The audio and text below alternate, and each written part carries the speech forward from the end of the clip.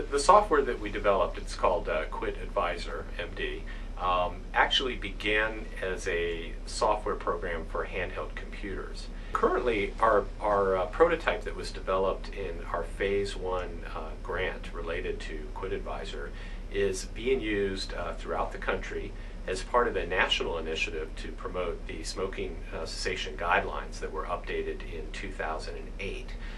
Basically, it's an initiative called CEASE, or Continuing Education Aimed at Smoking Elimination, and it's a 9-partner grant, of which UVA is one partner, and we have made 1,000 licenses for QuitAssist as the web-based tool to be used by physicians throughout the country as they deem applicable in their practices. So we are getting great quality, feedback on the use of this tool and its impact in practices in a non-randomized fashion, but nevertheless great information that will feed into the randomized controlled trial that we'll be conducting with physicians in this Phase 2 trial.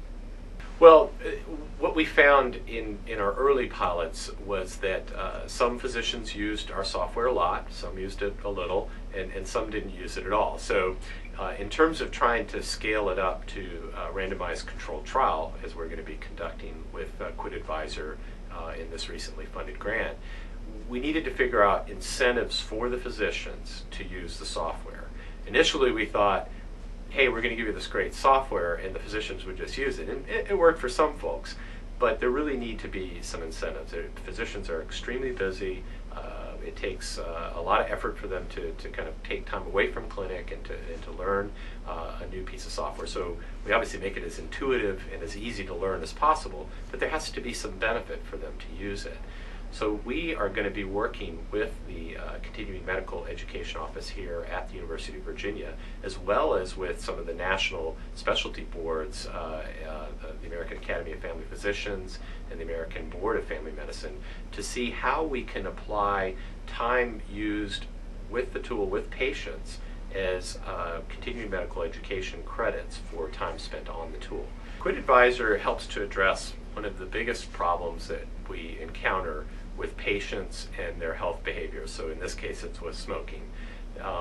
Most of them, if not all, are aware of the dangers of smoking. So the traditional lecture that physicians were taught to give on all of the bad things that smoking can do to a patient is really not all that helpful to patients because they're aware of these things already.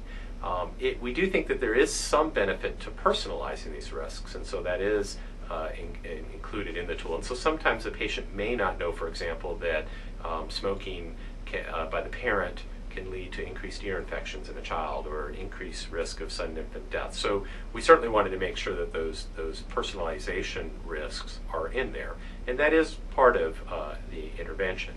What QuitAssist does is it uses motivational interviewing, or teaches physicians how to use motivational interviewing, so that even the patient who isn't ready to quit may start to wonder or start to think about why they aren't ready or why they may be ready and what the reasons are for potentially quitting. And so it's a very patient-centered experience, the interview is, and the counseling associated with motivational interviewing, and it's very different from the traditional lecturing and advising that physicians traditionally have been taught how to do. So it's a very different approach. Patients are very satisfied with the approach because it's not confrontational, it's not argumentative, it's based on their kind of intrinsic ambivalence about their smoking, because most patients have something they like about it, that's why they continue to do it.